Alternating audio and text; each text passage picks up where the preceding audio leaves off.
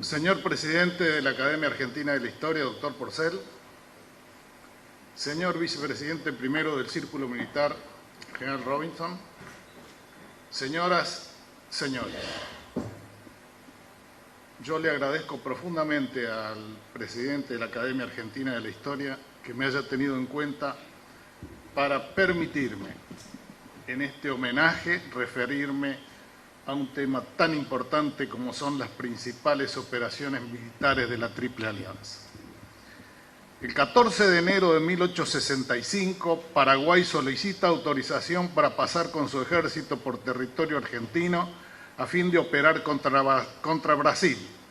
El 9 de febrero, Argentina contesta negando el requerimiento, como lo había hecho poco tiempo antes con Brasil, y protesta ante el gobierno de Asunción por la concentración de fuerzas paraguayas en la zona en litigio sobre la margen izquierda del Alto Paraná. El 10 de febrero, el general Flores, con el apoyo de fuerzas terrestres y navales brasileñas, toma posesión del gobierno de su país, el Uruguay. El 13 de febrero, el general Urquiza, que ve cómo la situación se está complicando, envía a Julio Victorica en la que se conoce como Misión Victorica, a los efectos de detener el inminente conflicto armado a fin de aclarar su situación ante el general López para que no malinterprete su posición. Pese a ello y con la soberbia que lo caracteriza, el dictador paraguayo, luego de largas deliberaciones, le propone a Victorica que el general Urquiza deponga con su apoyo al general Mitre, a lo que Victorica responde que eso es imposible de ser aceptado por el libertador de la República y fundador de la Constitución. Entonces, si me provocan, lo llevaré todo por delante, exclamó el paraguayo. El 18 de marzo, Paraguay sanciona una ley que mantiene en secreto, declarando la guerra a Argentina y autorizando la continuación de la guerra con el Brasil. El 13 de abril, Jueves Santo, Paraguay, sin previa declaración de guerra, se apodera de los buques armados argentinos 25 de mayo y Gualeguay, anclados en el puerto de Corrientes, y el 14 de abril, fuerzas paraguayas se apoderan de la ciudad de Corrientes. El 1 de mayo, Argentina, Brasil y Uruguay firman el Tratado de la Triple Alianza, comprometiéndose a llevar una guerra ofensiva contra el gobierno del Paraguay, no hacer la paz por separado ni deponer las armas hasta no haber derrocado a dicho gobierno. Confiere el comando supremo terrestre al general Mitre y el naval al almirante brasileño Tamandaré. Al término de la guerra, las correspondientes zonas limítrofes en litigio pasarán a poder de Argentina y Brasil. El 3 de mayo se recibe en el gobierno argentino la declaración de guerra paraguaya y el 9 de mayo Argentina declara la guerra al Paraguay. Para esos tiempos, Argentina contaba con 8.400 hombres de las tres armas, unidades de línea, la Guardia Nacional y la reducida escuadra. La población del país era de 1.200.000 habitantes. Brasil tenía un ejército de 35.200 hombres, una escuadra de 17 buques con 103 cañones y varios vapores pequeños. Su población era de 8 millones de habitantes. Uruguay disponía de solo 4 unidades de línea pequeñas. No tenía escuadra y su población era de 350.000 habitantes. Paraguay tenía un ejército de 60.000 hombres, 15 pequeños vapores armados, su población era de 1 millón de habitantes. López había implantado el servicio militar obligatorio, mandado a instalar fábricas de pólvora, fundiciones y arsenales. Había construido líneas telefónicas y acumulado material de guerra. Cuando el general Geli Oves, ministro de Guerra, le informa al presidente Mitre de la invasión paraguaya, este dice: encuentren a Paunero, necesito verlo lo antes posible. Cuando llega a la Casa de Gobierno le imparte la orden de organizar una fuerza para repeler el ataque y 10 días después del ataque a Corrientes zarpaba Paunero del puerto de Buenos Aires con 2 batallones de infantería y una batería de artillería en buques argentinos y brasileños. El 24 de mayo desembarca en el Riachuelo con 1.200 hombres, en condiciones muy precarias, sin puertos ni fondeaderos. En la ciudad de Corrientes hay 1.600 paraguayos. En la mañana del 25 de mayo, Paunero ataca y tras encarnizado combate los paraguayos se repliegan y abandonan la ciudad. Los argentinos penetran en ella, pero no persiguen por no contar con los medios de movilidad adecuados. Murieron un jefe, 2 oficiales, 58 soldados. Fueron heridos 6 jefes, 19 oficiales y 130 soldados. Los paraguayos sufrieron el triple de bajas. Permanecieron allí 24 horas y abandonaron en la noche del 26 al 27 ante la noticia de que numerosas fuerzas enemigas avanzaban desde Paso de la Patria. Unos 8.000 paraguayos al mando del teniente coronel Estigarribia franqueó el Uruguay a la altura de Santo Tomé y siguiendo por la margen este alcanzó Uruguayana el 5 de agosto. Mientras tanto, unos 3.000 hombres al mando del mayor Duarte, que habían proseguido por la margen oeste, llegaron a Paso de los Libres. Y el 2 del mismo mes, luego de ocupar una posición en las alturas entre Arroyo Ratay al norte y Arroyo Despedida al este, donde el 17 de agosto son atacados por el ejército de vanguardia con 10.700 hombres, comandados por el general Venancio Flores, que combinó el ataque frontal con un envolvimiento por el flanco derecho y un rodeo a los paraguayos que fueron aniquilados, dejando 1.200 muertos, 300 heridos, 1.200 prisioneros. Los aliados, 390 muertos y 246 heridos. El 18 de septiembre, ante el aniquilamiento de las fuerzas de Duarte, Estigarribia intentó retirarse de Uruguayana, lo que fue impedido por la caballería brasileña de los generales Canavarro y el barón de Yacuji, que la rodeaban. El ejército de vanguardia franqueó el Uruguay entre el 21 y 29 de agosto y se aprestó a atacar Uruguayana con 18.600 hombres y 36 piezas de artillería. Se encontraban presentes el general Mitre y el emperador Pedro II. El 18 de septiembre los aliados inician el avance sobre la ciudad y se detienen para intimar nuevamente rendición a Estigarribia, quien se rindió con sus 5.400 hombres.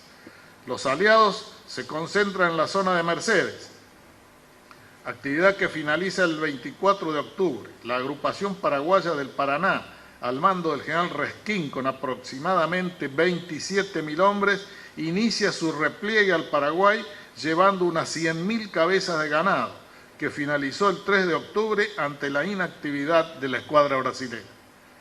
Las bajas paraguayas sumaban 17.000 entre muertos y prisioneros, que además habían sido diezmadas por las enfermedades. Perdieron la escuadra y 22 piezas de artillería. Las bajas aliadas eran de 2.500 hombres.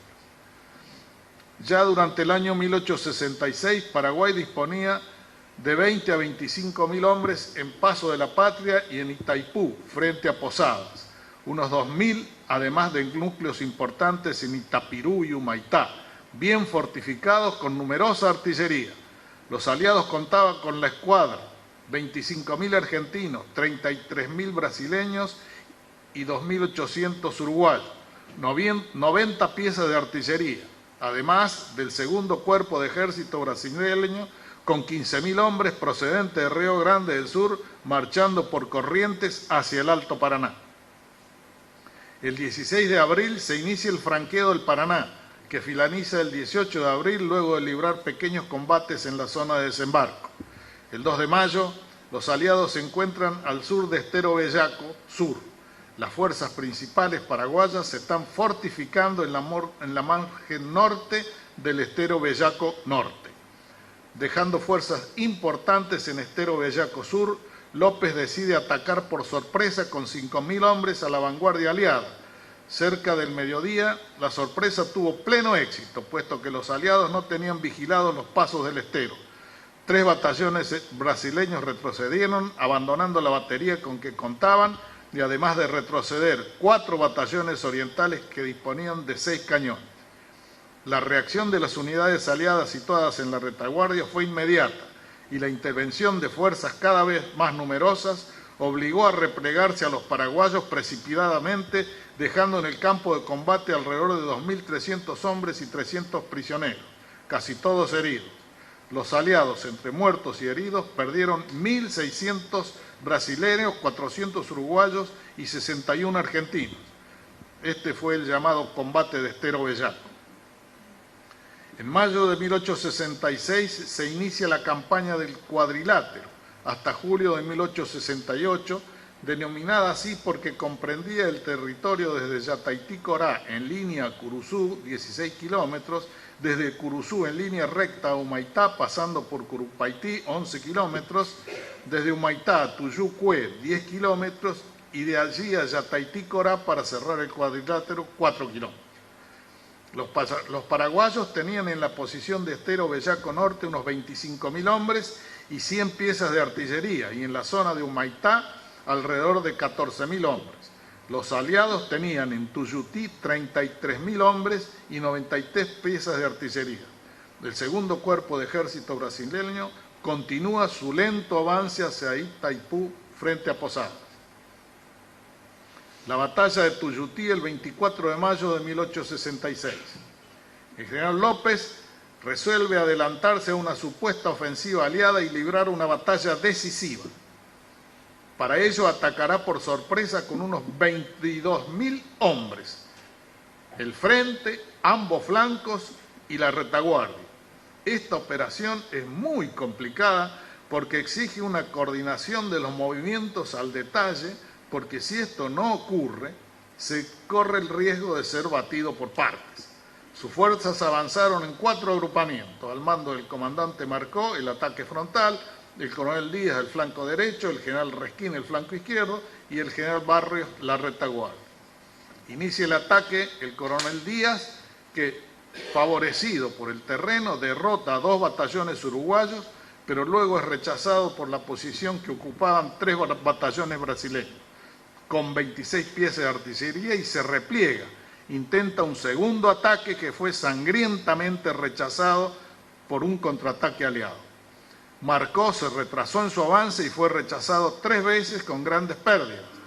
Resquín, con 2 batallones de infantería y 8 regimientos de caballería, derrota a unos pocos escuadrones aliados, pero en su temerario avance contra la infantería resultó aniquilado.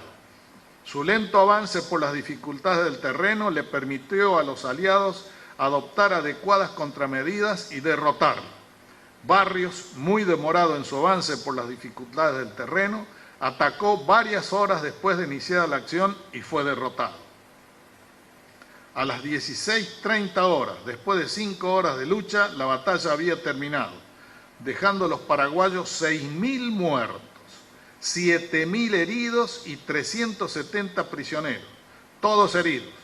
Los aliados, 4.000 hombres entre muertos y heridos, de los cuales 3.000 brasileros, 800 argentinos y alrededor de 300 uruguayos. Esta fue la batalla más sangrienta habida en América del Sur por la cantidad de muertos y heridos en ambos bandos en 5 horas de combate. Después de Tuyutí, los aliados permanecieron en el campamento del mismo nombre, en cuya zona se libraron los combates de Yataití-Corá, Boquerón y Sauce, con distinta suerte. En Sauce no tuvieron éxito. El 3 de septiembre en Curuzú, situado a 2,5 kilómetros al sudoeste de Curupaití, los paraguayos construyeron una posición fortificada ocupada por 2.500 hombres y 13 piezas de artillería. Los aliados adoptaron la resolución de apoderarse de Curuzú como zona de partida para futuras operaciones contra el flanco oeste y la retaguardia del enemigo. La operación fue llevada a cabo por el segundo cuerpo de ejército brasileño, que fue transportado por agua desde Itapirú. Tuvo pleno éxito, tuvo 800 bajas, los paraguayos 700 muertos, 1.700 heridos y 30 prisioneros. Después de Curuzú, los paraguayos continúan en su posición de Estero Bellaco Norte y Curupaití. Reforzaron una posición defensiva que se extiende desde el río Paraguay a la laguna de Méndez con 5.000 hombres y 43 piezas de artillería a órdenes del general Díaz. En esa línea se construyó una trinchera de 2 kilómetros de largo para evitar que se llegue al centro de su dispositivo.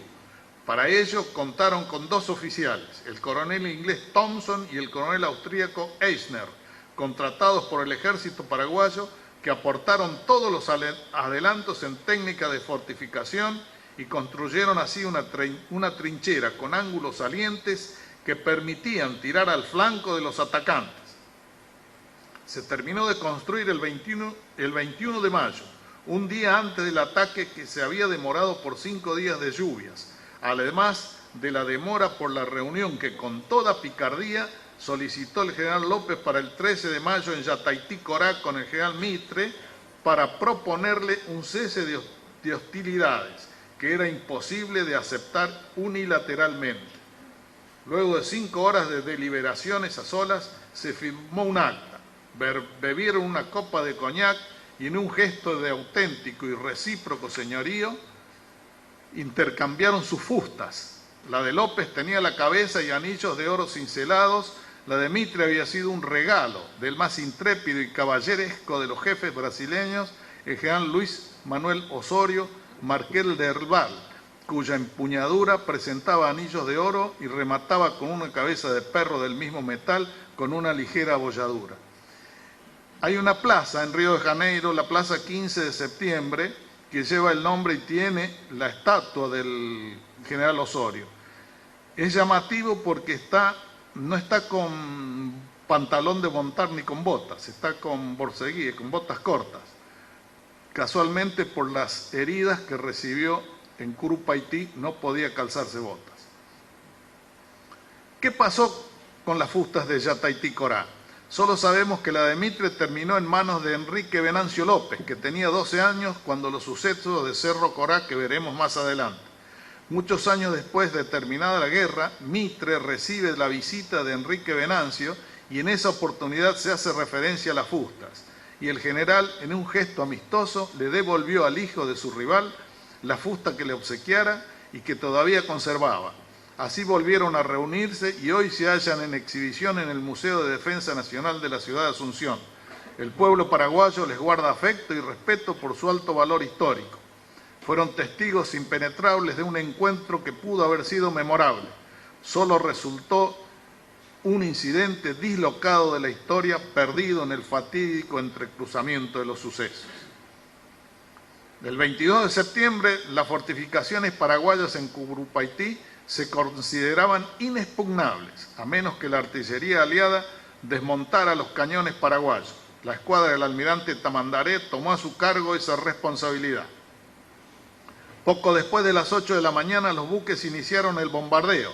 Suspendieron cerca del mediodía, creyendo que habían cumplido con la misión, lo que informaron al general Mitre, que dio la orden de iniciar el ataque. El corneta que tocó a la carga era el mismo que tocó a la carga en Maipú. Pero desde el primer momento sufrieron un intenso fuego de artillería. Se dieron cuenta entonces de lo fallido del bombardeo de la escuadra. No había caído un solo proyectil de la flota dentro del dispositivo enemigo, que se encontraba intacto.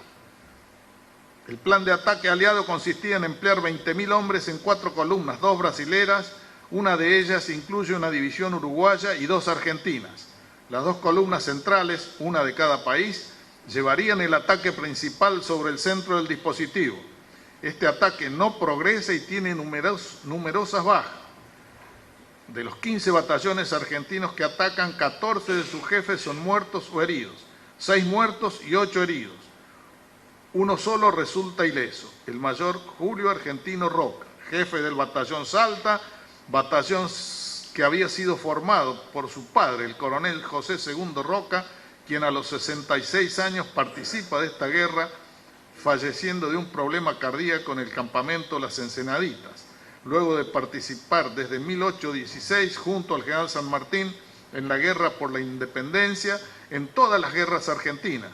El mayor Roca, entonces con 24 años, teniente coronel a los 26, coronel a los 28 y a los 31 general, logrando todos sus acentos en el campo de combate y posteriormente conquistador del desierto y presidente de la nación por 2 periodos. A cada paso que daban los aliados moría más gente, y cuando algunos lograban llegar a las trincheras se encontraban con que los reconocimientos no habían estado bien hechos. No conocían la profundidad del foso, por lo que saltaban y caían dentro. Las escaleras que traían resultaron cortas. Los que llegaban eran blancos fáciles de los bien parapetados paraguayos, y cuando intentaban subir morían. Alrededor de las 14 horas, Mitre ve que el ataque se transforma en una masacre. Ordena detener el ataque. Envía a uno de sus ayudantes a efectuar un reconocimiento en el sector brasileño. Este le informa erróneamente que los brasileños habían logrado penetrar la trinchera. Seguramente la confusión surgió porque como los argentinos habían llegado a la primera trinchera, que fue abandonada por los paraguayos, para replegarse hacia la segunda, que era la defensa principal, siguiendo un plan perfectamente diseñado. Entonces Mitre piensa que si los brasileños penetraron la trinchera, los argentinos no podían ser menos, y ordena reiniciar el ataque, ante el asombro de su jefe y oficiales que sabían que iban a una muerte segura. Alrededor de las 16 horas le llegan a Mitre e informa de que hay unidades que están siendo aniquiladas, como el primero de línea, nuestro actual Regimiento 1 Patricios, y viendo que el lado brasileño ocurre lo mismo, ordenó el repliegue. Pese a los alardes de valor de quienes pretendían continuar el ataque, a las 17 horas estaban de regreso en Curuzú. Son innumerables los relatos de derroche de valor y coraje argentino. El profundo sentimiento de patria y de pertenencia a esta, su tierra y a su ejército, reflejado en las cartas a sus familiares, que se han ido conociendo con el tiempo, como por ejemplo del subteniente Grandoli, de 17 años, abanderado del batallón Santa Fe a su madre, las del hijo del entonces presidente en funciones a su madre, y la de Dominguito Sarmiento a su madre, que decía: en caso que la metralla de Curupaití cesara con mi vida, no sienta mi pérdida como el punto de sucumbir bajo la pesadumbre del dolor.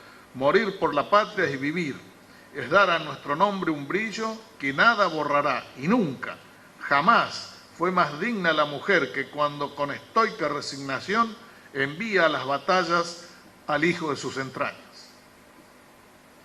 La actitud del teniente Martín Viñuales, que herido, sin un brazo y desangrándose, cuando se cruzan con el entonces teniente Garmendia, a quien conocía, y le pregunta al teniente: ¿qué le pasa, teniente Viñuales? Le contesta: no es nada, solo me falta un brazo. La patria merece mucho más. ¿Hay alguna plaza, alguna calle o algún recuerdo del teniente Martín Viñuales? Tan joven que ni descendencia tuvo para que se enorgullezcan de su valor y amor a la patria que nos dejó. En el barrio de Chacarita hay una calle que se llama Fraga, paralela a Rossetti y Charlone, 3 coroneles que murieron al frente de sus regimientos en Curupaití. La ordenanza que impone esos nombres está fechada el 28 de octubre de 1904, a los 38 años de su muerte en combate. Está firmada por el intendente municipal Carlos Rossetti, hijo del coronel Rossetti, que había asumido el 18 de octubre y estaba cumpliendo con la memoria de su padre y sus camaradas caídos en combate el mismo día. Esto reafirma que el recuerdo de los próceres de segunda línea depende en gran medida de que sus descendientes se ocupen de mantener vivos sus recuerdos. No olvidemos a aquellos valientes, muchos de los cuales yacen todavía atados de a dos en las profundidades del Paraguay, y otros, los más afortunados, llevaran hasta los confines del territorio guaraní la voz de libertad del ejército argentino. Pero como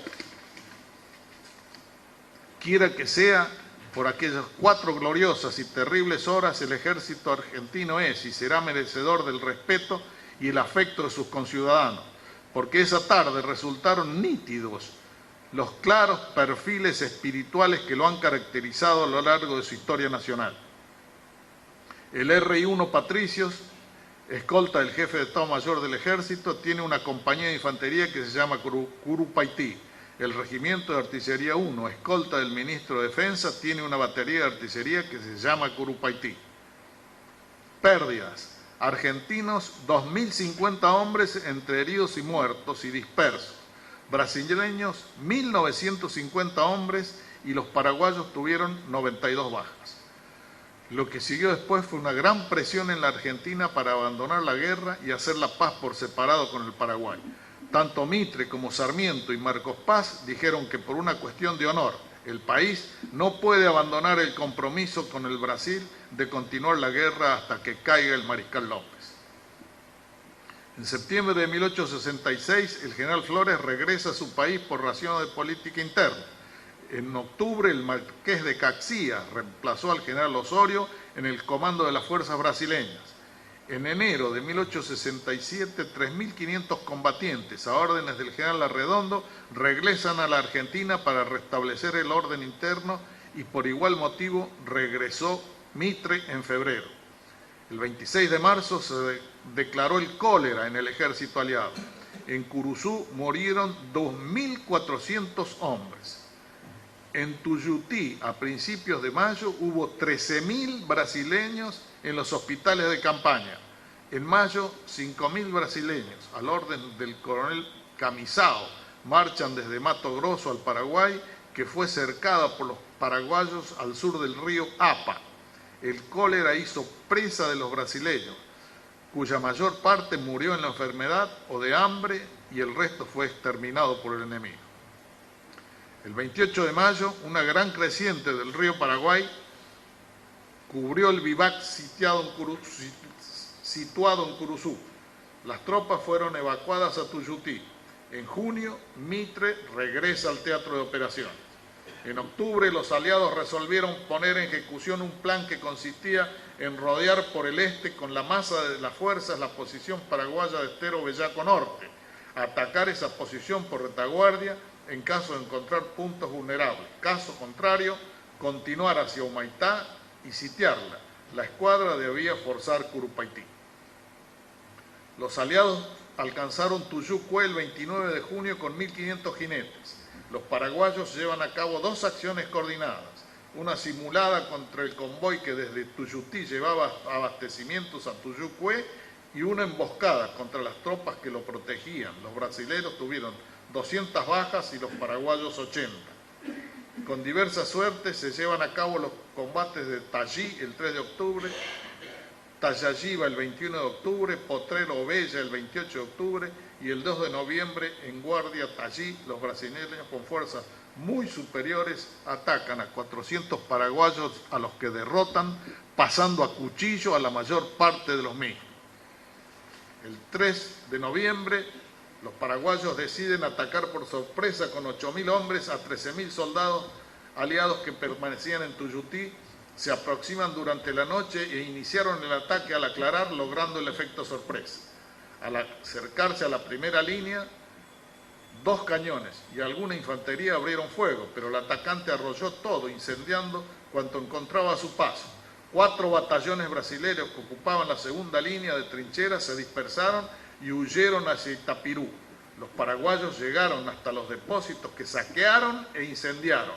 Luego fueron contenidos por parte de la caballería aliada y finalmente, ante el contraataque de argentinos y brasileños, se vieron obligados a retirarse. Los aliados tuvieron 1.250 bajas y los paraguayos 2.500. El 14 de enero de 1868, Mitre regresó a Buenos Aires a raíz del fallecimiento del vicepresidente a cargo de la presidencia, Marcos Paz, y se hace cargo de la fuerza de la Triple Alianza el marqués de Caxias. El 19 de febrero la escuadra brasileña forzó el paso del río Paraguay frente a Humaitá.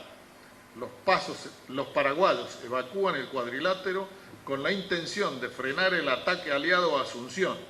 El 15 de julio fracasó un ataque a Humaitá donde perdieron 1.200 hombres.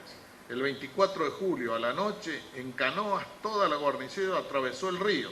La evacuación fue ignorada por los aliados. Al ocupar la plaza encontraron 180 cañones, 600 fusiles. Humaitá había detenido a los aliados durante casi 5 meses. El 5 de agosto, gran parte de los fugitivos de Humaitá, desfallecientes de hambre, fueron cercados en la zona chaqueña y obligados a rendirse. Eran 1.300 hombres, de los cuales 300 heridos, con 5 cañones y 800 fusiles. López ocupó una posición al sur de Asunción. Allí reorganizó su ejército, cuyos efectivos alcanzaron alrededor de 18.000 hombres con 71 cañones, y entre los nuevos reclutas había niños de 11 años y hombres de 60. La munición era muy escasa, las tropas mal armadas, mal vestidas y abrumadas por la miseria, fueron distribuidas de la siguiente manera: 5.000 hombres en la posición de Piquicirí, 5.000 hombres y 12 piezas de artillería, reserva móvil, resto del ejército en Itaibaté o Lomas Valentinas, donde se fortificó. Los aliados entraron en posición en Palmas, al sur de la desembocadura del Piquicirí, con 9.500 hombres, 6.500 argentinos, 2.200 brasileños y 800 uruguayos.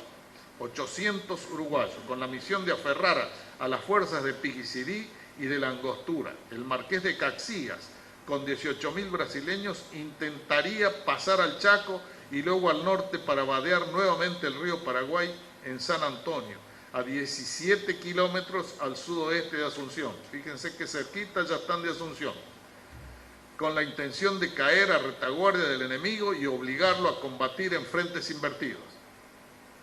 El 6 de diciembre, Caxias, en Itororó, atacó al general Caballero con un ataque frontal, ya que el envolvimiento se retrasó. Costó 2.400 bajas a los brasileros y ante el peligro de ser envueltos, los paraguayos se retiraron. Las bajas fueron de 1.200 hombres. El 11 de diciembre los brasileños atacan a la agrupación Caballero, que ocupaba una posición en la margen sur del arroyo Abají. Los paraguayos fueron cercados y aniquilados. 3.500 murieron, 1.000 cayeron prisioneros, de los cuales 600 heridos. Los brasileños solo 700 bajas. El 21 de diciembre los brasileños atacan Itaibaté. Tomaron la posición cuando inesperadamente fueron atacados por el batallón Acá Morotí, última reserva de López, que los rechazó hasta más allá de la primera línea. Las pérdidas brasileñas fueron 1.000 muertos, 3.250 heridos, bajas superiores a las sufridas por los aliados en Curupaití. El 21 de diciembre debía ejecutarse simultáneamente con el ataque a Itaibaté por el general Geli Oves, el ataque a la posición de Piquicirí. Geli Oves atacaría por el frente y Mena Barreto la envolvería por el este. Las dificultades del terreno, motivadas por las lluvias, retrasaron el envolvimiento, al punto tal de que casi 8 horas después de espera y creyendo que ya no se produciría en el día, Geli Oves sacó a sus tropas de los pantanos y los replegó al campamento.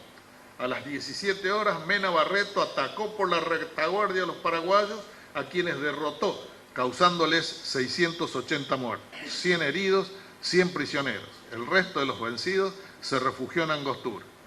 El 27 de diciembre, los aliados, con los 7.000 hombres de Geli Oves y Mena Barreto, más el ejército de Caxias, deciden atacar por segunda vez Itaibaté o Lomas Valentinas, donde López había logrado reunir 4.000 hombres. Esta fue una batalla de cerco y aniquilamiento perfectamente diseñada y ejecutada. 1.500 paraguayos resultaron muertos y otro tanto fue hecho prisionero. López, junto a su Estado Mayor y escoltado por un escuadrón, consiguió retirarse del campo de batalla por una picada no vigilada por los aliados. Estos tuvieron 467 bajas, 347 argentinos y 129 entre brasileños y uruguayos. El 30 de diciembre, cercada por los aliados y carente de víveres, Angostura se rindió con 1.200 combatientes, 16 piezas de artillería, pero el número de personas que allí se encontraba era de 2.400, incluidas 500 mujeres. El 5 de enero de 1869 los aliados entran en Asunción. El 25 y 29 de mayo se libraron los combates menores en Paraguarí y Tupipitá. El general López se supone que pensaba cruzar a Mato Grosso y de allí a Bolivia, pero el 1 de marzo de 1870 fue alcanzado por un destacamento que lo perseguía del general brasileño Cámara en Cerro Corá, a orillas del río Aquidabán, a fuente del Paraguay, 400 kilómetros al norte de Asunción. «Muero con mi patria», fueron sus últimas palabras. ¡Qué soberbio! Gracias a Dios, su patria no murió y hoy subsiste. En la mano tenía su espada, en los bolsillos del pantalón azul bordado en oro que se encontraran un reloj cuya áurea tapa tenía grabado el escudo del Paraguay, gorro frigio en la punta de una lanza alzada junto a un león de Castilla y al lado de este las palabras paz y justicia. En su chaqueta se encontraron 2 cigarreras, algunos papeles y un anillo de marfil con la inscripción paz y justicia. Casi simultáneamente y no muy lejos de allí, el teniente coronel Francisco Antonio Martins le intimaba rendición a Juan Francisco López, hijo del general López de 15 años de edad y coronel de caballería desde los 11, a la sazón jefe del Estado Mayor, que había nacido en Buenos Aires. Iba a caballo custodiando el carruaje en el que viajaba su madre, Elisa Alicia Lynch, y 4 hermanos pequeños, Enrique Venancio, teniente de 12 años, este es el de la fusta y mitre, Federico Morgan Joy, de 10, Carlos Honorio, de 9 años, y Antonio, sargento, de 8 años. Su respuesta fue: un coronel paraguayo no se rinde. Cruzó su espada con su enemigo y cayó muerto a los pies de su madre, que fue hecha prisionera junto a los niños, y este era el final del terrible drama que fue esta guerra. El 18 de mayo partieron desde Humaitá para Europa, previa escala en Montevideo. El ejército argentino llegó a su máxima unidad de espíritu en la guerra de la Triple Alianza, pese a los errores que se cometieron, que es muy fácil verlos ahora desde aquí y con todos los libros por delante. Pero había que estar allí. El general Mitre tuvo el inmenso valor de bajarse del sillón de Rivadavia y subirse al caballo del comandante en jefe de la fuerza de la Triple Alianza, y ganamos la guerra. Mantuvimos nuestra soberanía y nuestro honor de nación martillado por la invasión a corriente. Recientemente, y sin justificación alguna, se ha puesto en duda la justicia sobre esta guerra, pretendiendo confundir la historia, agraviando de este modo a quienes combatieron. Este ataque a la verdad es injusto y falso. Si ello no hubiera ocurrido y si se hubiese permitido invadir nuestra tierra, tendríamos hoy un territorio mucho más mutilado aún que el que heredamos de España. Así se fortaleció esta querida patria nuestra, digna de un mejor destino. Muchas gracias.